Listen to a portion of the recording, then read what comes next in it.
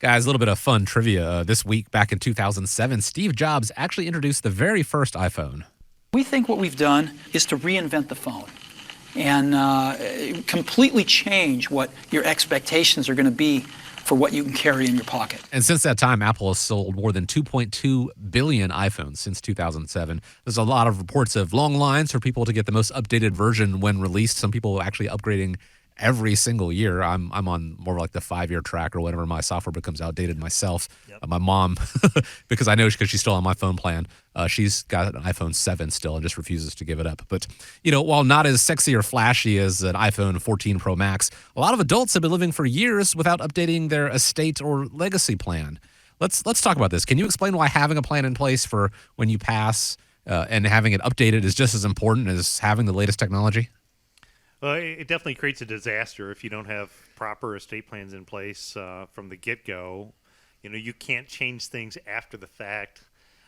I would say, my son happens to be in the camp of needing the newest and latest and greatest, and he does have the new Apple 14, and I have an old Motorola that's been around for Nice. quite some time, and I'm okay with it because it doesn't, and it is going to accomplish exactly what I want it to do.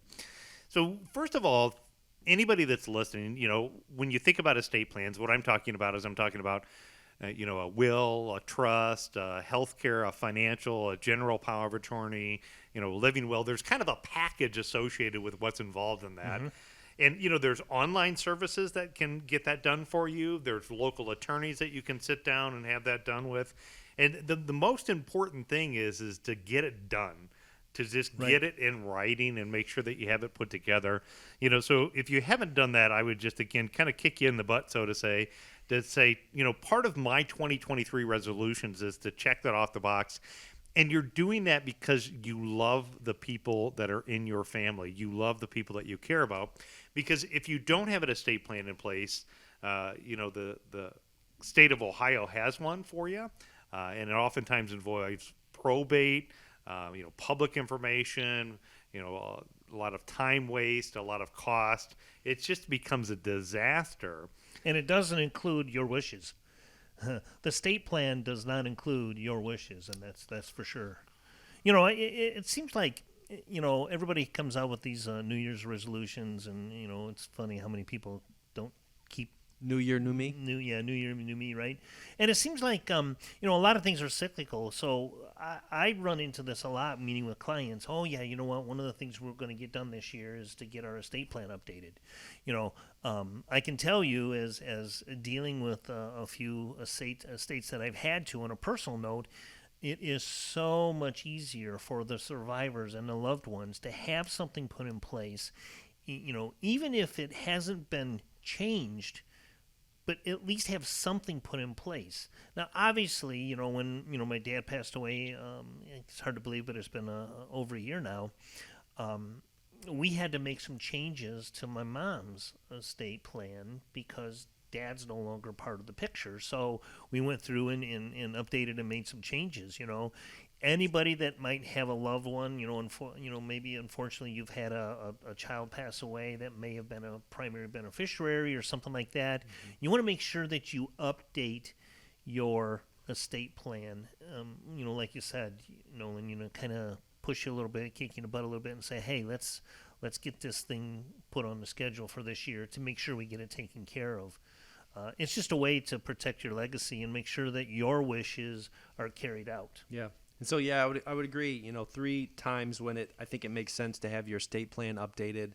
As Nolan said, get it done. So at least make sure, number one, you have a plan in place. Mm-hmm. And so for some of our younger listeners, or maybe even our retirees that are planning on leaving monies to, minor children. I had this unfortunately come up a few times this year where one of our clients left money to a minor, and unbeknownst to us, the parents don't have a guardianship, and so those funds can't be claimed even by the mother just because they have the birth certificate. That doesn't necessarily mean that they are the child's financial guardian. So I would say maybe even add some of those, maybe even a trust in that case might make more sense. Mm-hmm. Secondly, as you say, Scott, when there's people that come into being or people, unfortunately, that go out of being. That's usually a good time to start to revisit your estate plan. And then thirdly, kind of along the same lines as some of the points we made today about the Secure Act. If you remember, Nolan, Secure Act 1.0 actually eliminated the stretch IRA provision, which was kind of one of the stalwarts of financial planning in the sense that it allowed people who inherited retirement plans and qualified plans, IRAs, 401ks, to stretch out the required minimum distributions over their lifetime.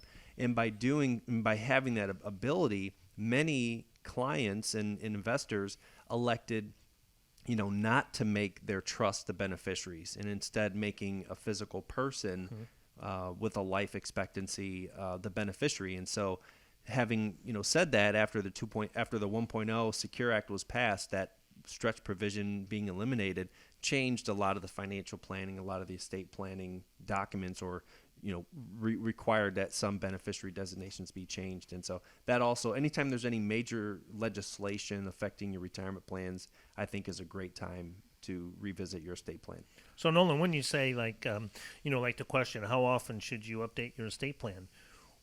Anytime there's a significant change in your your family or your legacy, to protect that, anytime you have a significant change, it's something you should definitely look at making the estate plan change, right? I mean, that's the important thing. If there's a change in there, and even you should review it, kind of like reviewing your financial plan every year or 2 or 3.